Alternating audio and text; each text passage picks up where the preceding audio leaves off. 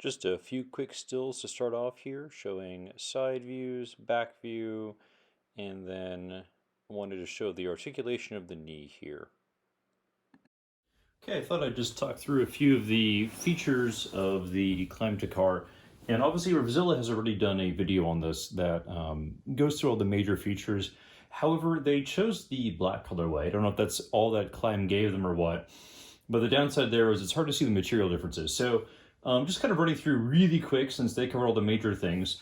All the black you see is the 630 denier ripstop cordura. Single layer, no overlays in this like most of their adventure jackets have, where you have a base material and then overlays on top. It's just straight 630 there. All the teal is, as far as I can tell, 600 denier polyester.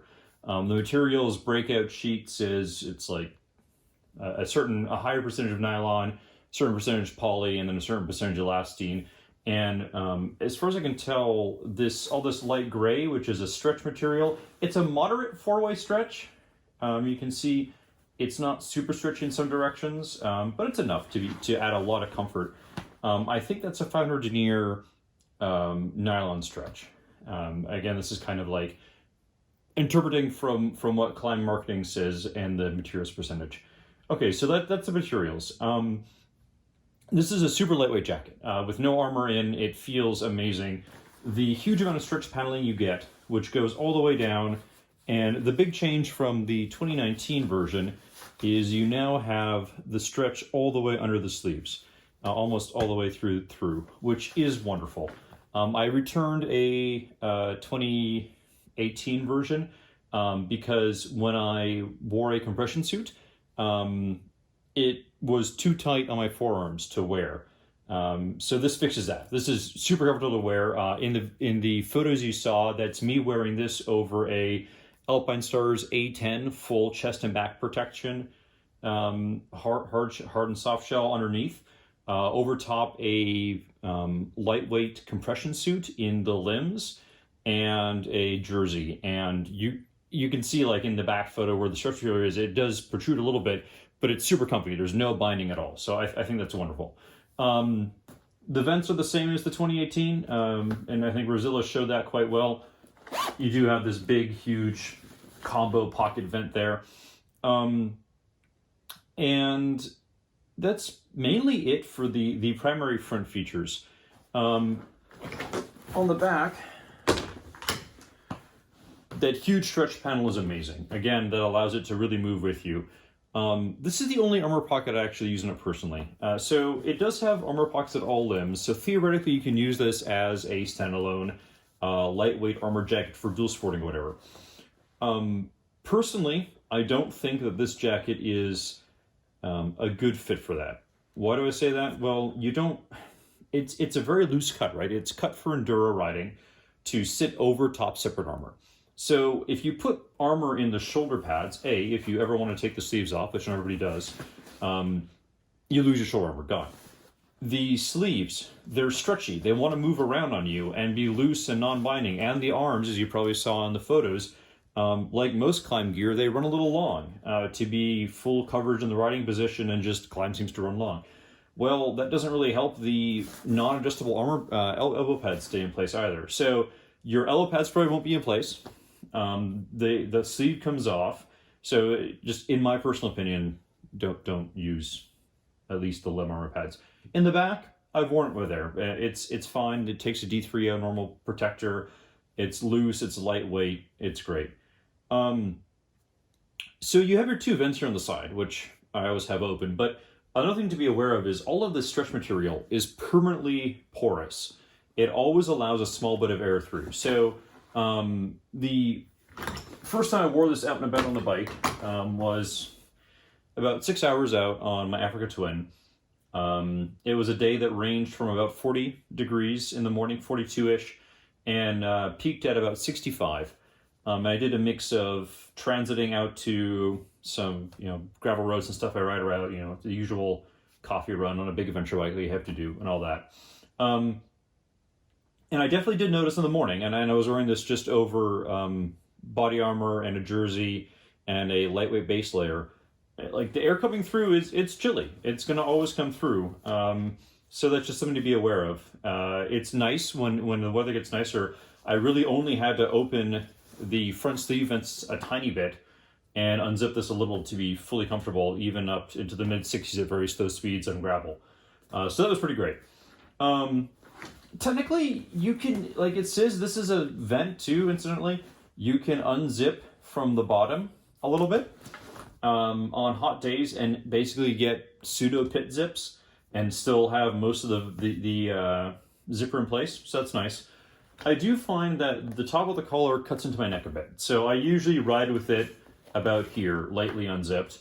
And then of course you have the normal modern Klim cut and loop collar there.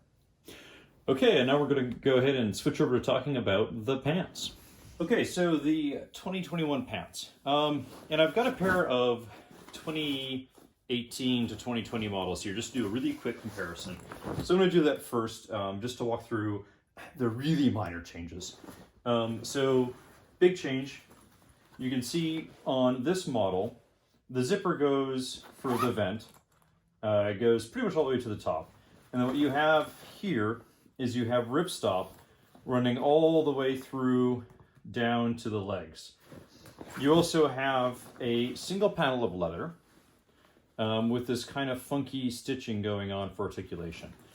And those are the biggest changes I can find from the previous model, or the previous, like, I call this like a 0.5. Like, it's not a full model revamp, because you can see, I mean, it's like, ooh, there's an inch less there. I think the TPR is a little different from one to the next.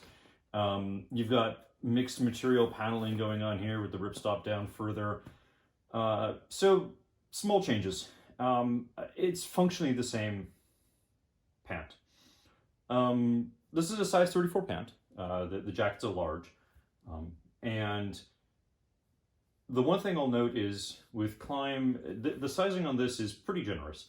I'm a true 34-inch measured jean waist. So I take a, tape measure around 34 inches. I usually wear a 32 in most pants, that are vanity sizes, they call it. And in a size 34, I need to cinch this down a fair bit. The hip pads I wear help keep it up as well. But definitely, depending on your personal build, like I'm moderately muscular. I find the 34 gives me a good fit. So go off your true measured size, your normal jean size, you'll probably be just fine. You've got a fair bit of adjustability and it's Klim generous. A few notes on the pants. So 630 denier impact zones on the jacket now. But you still have your 840 denier Cordura they've been using forever in your knees and your seat. Again, all the stretch material in light gray will permanently flow air. It's nice and comfortable down in the pant. The one big issue I'll call out on the in the boot model, and I try to show it in that articulation photo, this whole area up here, it flexes, but like to get in place, I mean, there's not a ton of give here, right? It's not a super flexy fabric. So if you're wearing knee pads, a really common complaint with the in the boot model is this doesn't give you enough stretch. So the old pants had a relatively bulky ribbed stretch panel here, and the XC pants had that too, and that gives you way more articulation. On these, they like jab the pad into my knee after a while, especially when I'm sitting on the bike for long periods. So I'm probably going to wind up switching to the over the boot model because of that, when it comes in stock in this color that I absolutely love. So I think that's the biggest cautionary tale with the Dakar in the boot model, and I'm going to assume the Mojave as well. Just something to note there. Otherwise, I don't think there's a whole lot else to say here. You get the same tons of stretch material front and back, similar materials, ripstop Cordura, poly, and yeah, they're great. They're a great mid-season pant. This is going to let some air into your crotch, so it does get a little chilly. But they're pretty simple and think carefully about your needs when it comes to the in the boot versus over the boot. Again, just like with the jacket, I wouldn't use the over the boot armor pads. I don't think the hip might be nice, but the knee armor, it has no way to cinch it down to stay in place. It's going to move around on you and not be where you need it, but it's going to give you more space to get your good knee protection in there.